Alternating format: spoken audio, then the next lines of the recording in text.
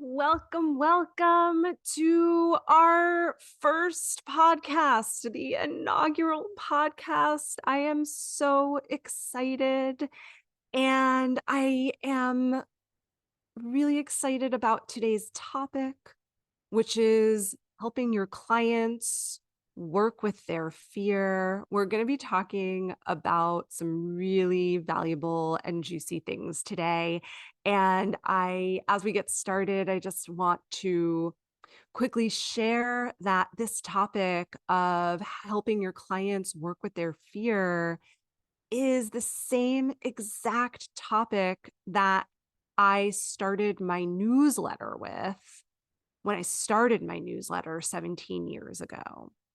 And what we're going to be looking at today, a lot of the content is very similar to everything that I wrote 17 years ago, but also a lot of the content is different and has changed. I've learned so much more about fear and helping clients with fear over these years as I've worked with thousands of humans. Fear is one of my most favorite topics to teach about and share about. So, as you're probably already aware, when you don't know how to support your clients to work with their fear, they can end up self-sabotaging or procrastinating or getting overwhelmed or confused. Your clients may even start to question if you're the right support person for them. And when your client is stuck in fear, you might even start questioning yourself. When I was first trained as a coach nearly 2 decades ago now, even though my training was excellent, they never mentioned a word about fear. They never mentioned that fear might get in the way of a client's success. They never mentioned how to identify fear or what to do when fear is rearing its head. And many practitioner trainings out there today still don't address this very important topic of fear, or they don't address it fully. So I didn't hear a word of it in my original training. And then I started working with clients. And of course, all of the human messiness showed up and the fears showed up. And I had to learn on the job, hitting the pavement, how to work with fear. And I'll tell you, it took time and a lot of effort and a lot of experimenting to be able to really get it right. And that's one of the reasons why I'm excited to share a little bit about it with you today, so that it doesn't have to take you as long as it took me to figure out how to work with fear. So, what does fear look like when we're working with our clients, or even when it comes up for ourselves? Fear can rear its head in so many different ways, with so many different, what I call core fears, inspiring it all. For example, your client might have a fear of rejection, a core fear of rejection. And because of that, they don't put up their dating profile, even though they really want to find a romantic partner. Or your client might have a core fear of visibility. And because of that, they don't really move forward with their marketing and their outreach. Or maybe they are taking action steps with their marketing and outreach, but because of that fear of visibility, they're pretty miserable. They obsessively question themselves or brace themselves for failure. Here's another example. Maybe you've got a client who has a core fear of abandonment. And because of that, because they are so scared of others leaving them, they don't set important boundaries in their lives, like telling their teenage child that they can't use the car, or telling a friend that they aren't willing to lend them money. Or maybe you've got a client that has a core fear of not being good enough. And that fear holds them back from applying to graduate school. So there are hundreds, if not thousands, of different ways that fear could show up and manifest. And one of the things that I think is just so perfect about this being my inaugural podcast and us talking about fear is that I put off starting this podcast for about a year or two. And a lot of the putting it off was about waiting for it to be the right time and the right timing. I really do believe in right timing. However, if I'm being totally honest, some of the putting off of the podcast was also out of a fear that I wouldn't do the podcast the right way, a fear of getting it wrong.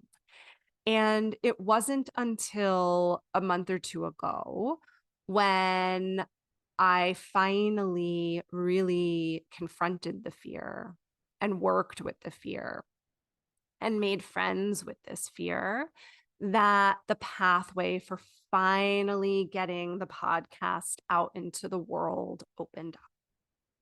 So, fear is one of those topics that I believe is just so crucial.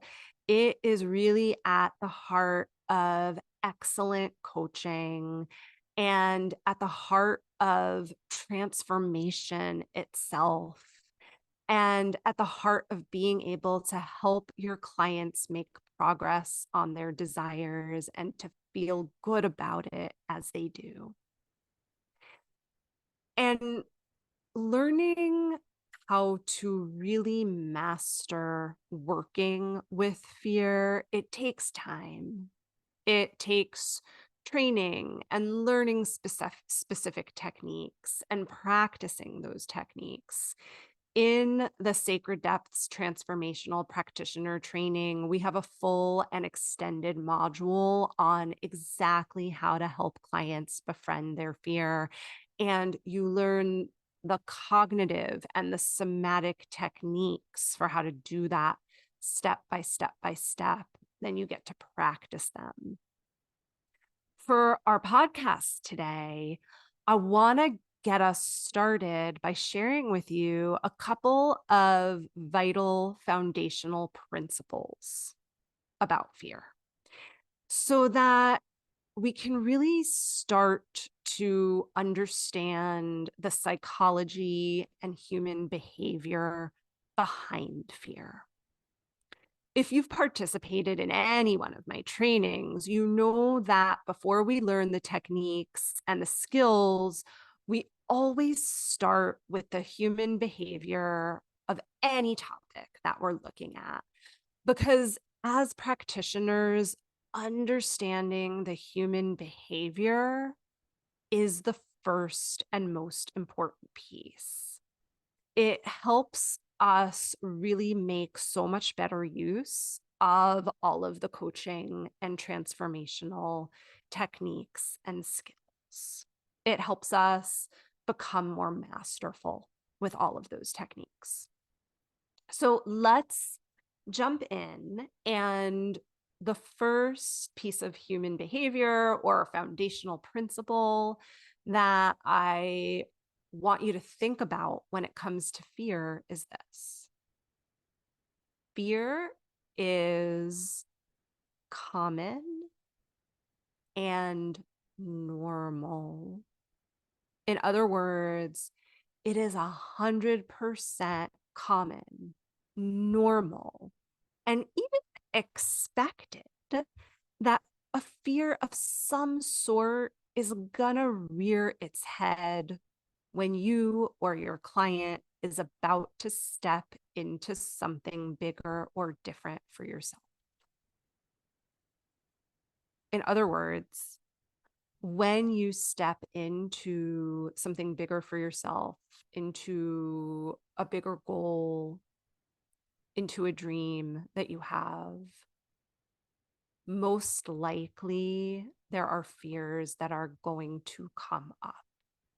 Fear is often part of the process of up-leveling and expansion and growth. Fear is part of that process of growth. And there's nothing wrong with fear. A lot of people think that if you experience fear when you pursue something that you want, it means that you can't have the thing that you want. But that's not true at all. If you experience fear when you pursue the thing that you want, it just means that you have some fear, and it's common and it's normal.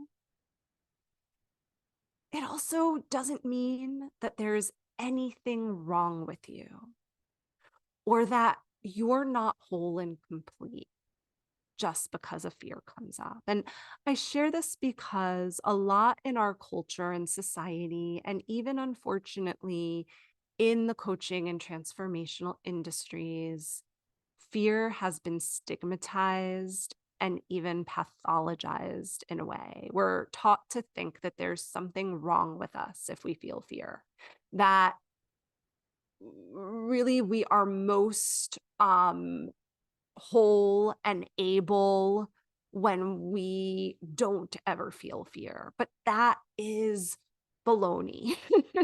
Again, because fear is totally 100% normal. And I'm going to take that a step further and share this. Fear is healthy. We want to sometimes have fear. That's because fear is there to protect us. Because at some point in our life, there was a real threat, right? And so the fear is a survival mechanism, if you will, that's there to protect us. I like to think of fear as actually something we want to respect. And the metaphor that I often like to use is that it's like a smoke detector. So we need the smoke detector in the kitchen because there might be a dangerous fire. And that smoke detector is going to let us know to get out of the house or to do something about it, right? The thing is, a lot of times smoke detectors confuse an overcooked dinner with an actual dangerous fire. And same thing happens with fear, right? We want the fear because sometimes we shouldn't walk into that dark alley. Sometimes we shouldn't give a presentation that, maybe we're not able to prepare for adequately, etc. But we want to know, and we want to help our clients know the difference between the fire and the smoke from the grilled cheese sandwich. So we don't want to fix fear. It's not something to be fixed. Instead, we want to help our clients assess, is this fear helpful in this moment, in this situation? Should I listen to it? Or is it unhelpful in this moment, in this situation? Should I not listen to it? Or in what ways is the fear helpful? And in what ways is the fear unhelpful? Right. And then support our clients to make proper adjustments around it. The other thing, as we talk about fear being normal and part of the growth process, is that as practitioners, one of the greatest gifts that we can give our clients is to normalize fear. A couple months ago, I heard Brene Brown say that normalizing is the opposite of pathologizing. And I just loved that quote and that piece of wisdom so much. The more that we can support our clients to see that fear is normal and natural and healthy and part of that growth process, the less shame they're gonna feel about having that fear. And the more they're gonna have all of their resources available to be able to take the next action steps that are right for them. Okay, so that's foundational principle number one. Fear is normal. Here's foundational principle number two. And I mentioned this a little bit earlier, and I want to get a little more deep into it. I said earlier that fear is there to protect us. So let's break that down a little bit more. A fear like the fear of visibility or the fear of rejection or the fear of others getting angry at us, etc., etc. Any fear that comes up in the present moment, in the here and now, is often, not always, but most of the time, it's rooted in a fear that we have experienced in the past, either as a child or as an adult in the past. And what happens is that we have a situation in the present, in the here and now,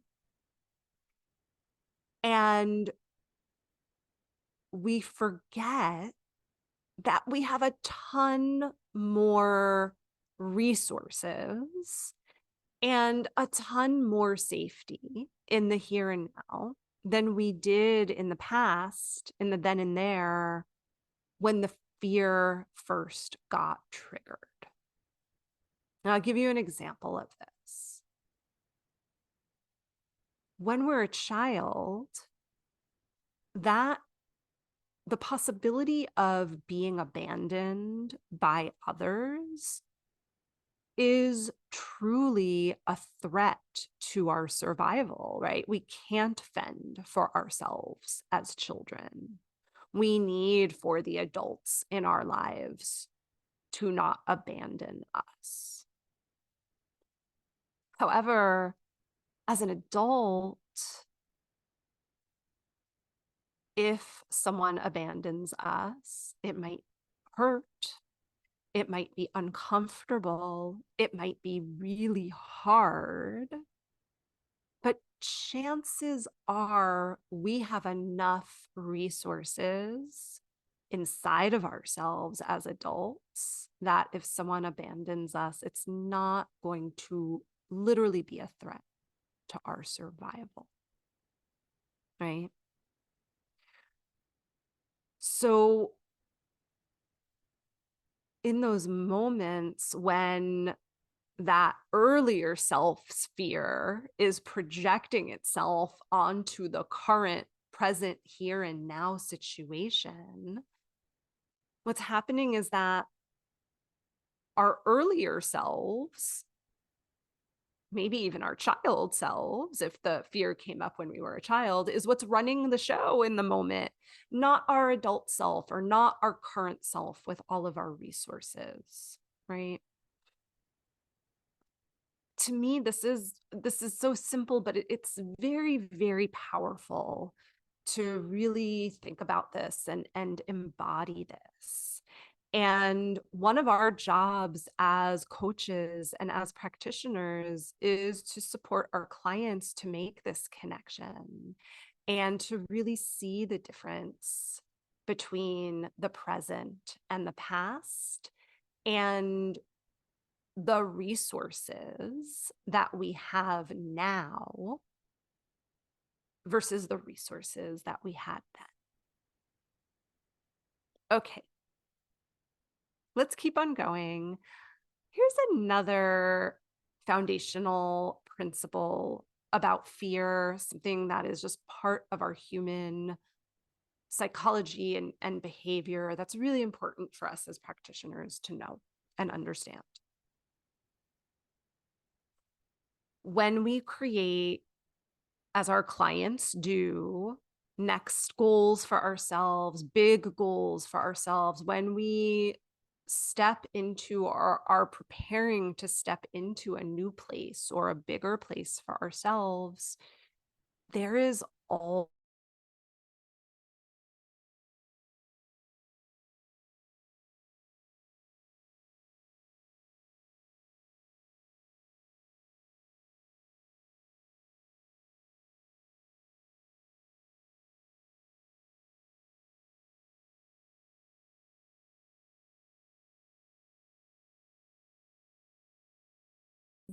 after our next goals, there's always some relationship or some held belief or some value or some physical object or some idea about ourself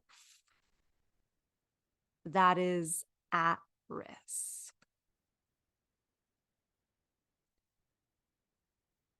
And we can't actually go after the goal or achieve the goal unless we're willing to take the risk. So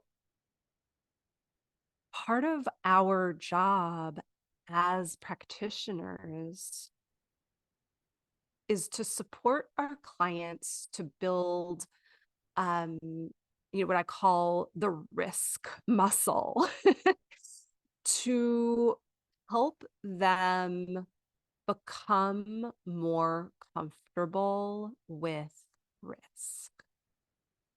And again, back to what we were saying earlier, to assess the risk, because there's some things that aren't worth risking, right? So we're going to assess it, but then we're going to become more comfortable with those risks that are worth risking. And I'll just drop this little tidbit. There's a lot to say and teach on this, but just to kind of take this one step further, part of supporting our clients to build that risk muscle is about supporting our clients to be more regulated in the face of fear.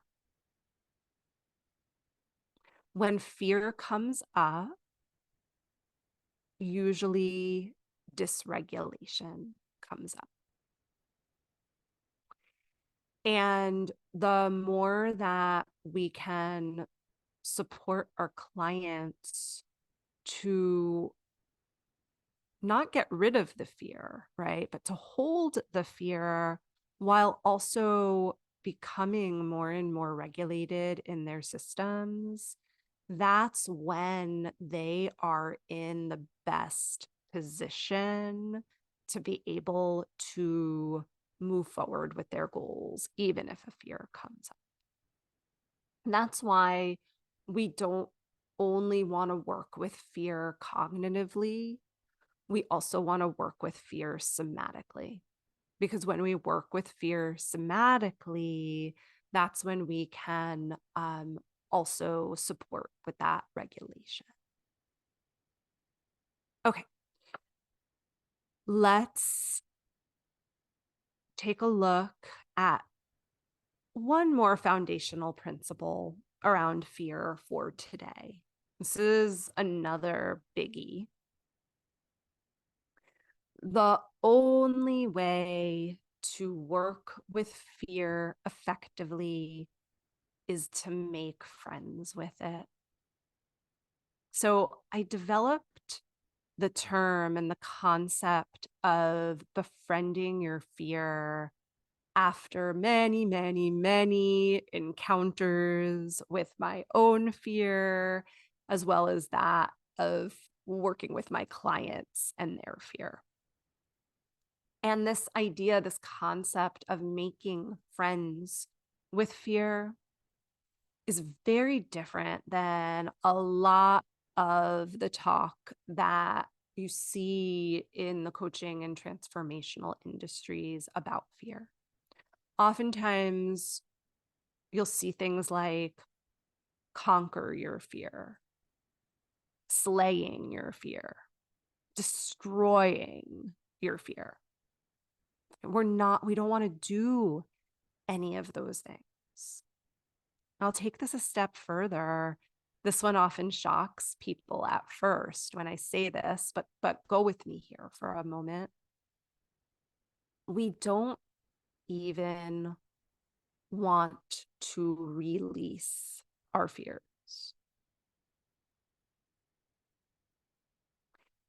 We want to become friends, and becoming friends, when you become friends with something, you're not releasing it, right?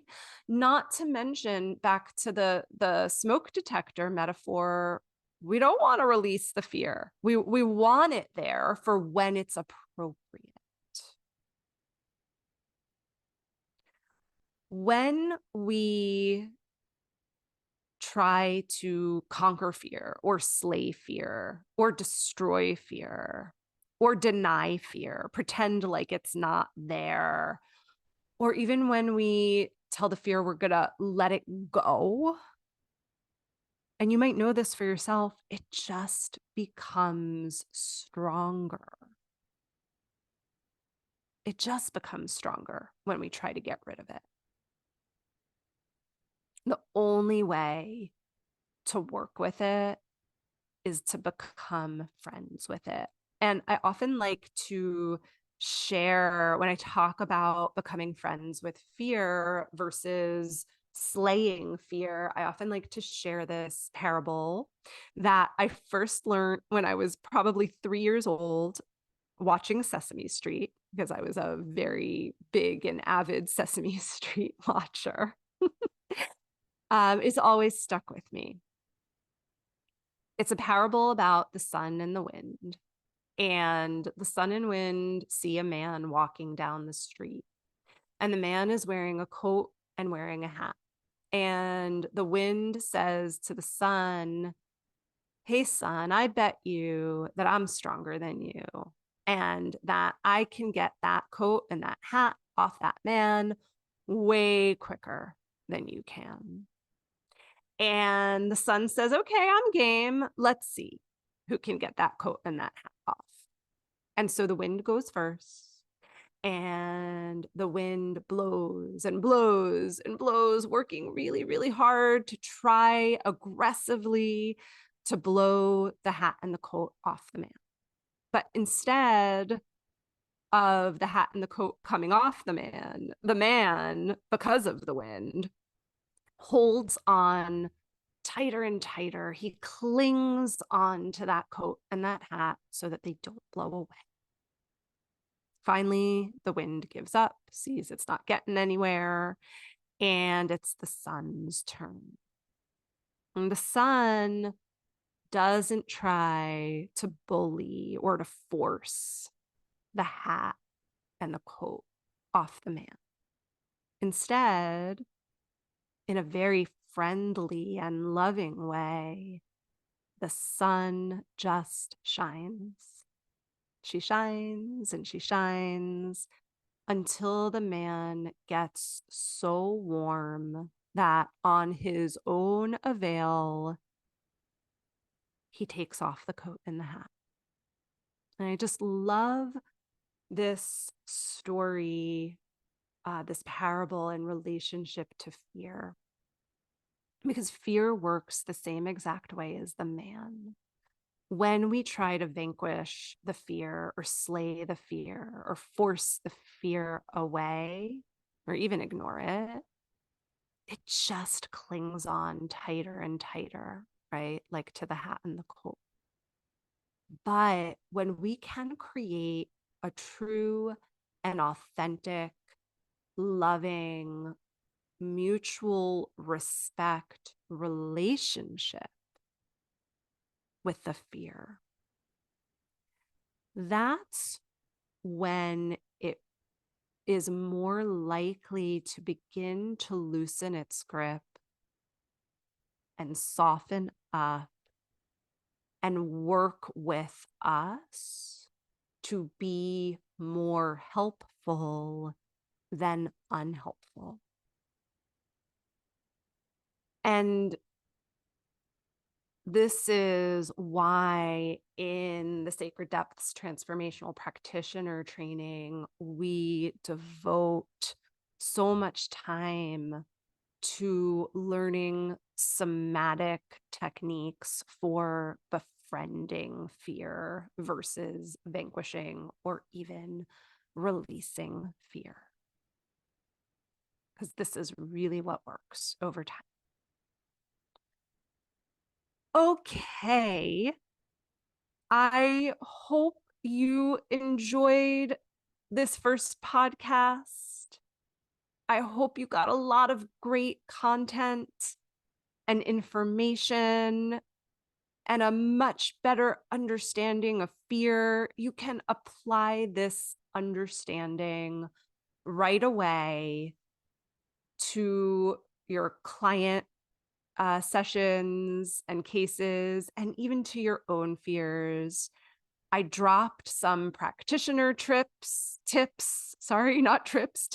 along the way as we were going. I hope you apply those tips.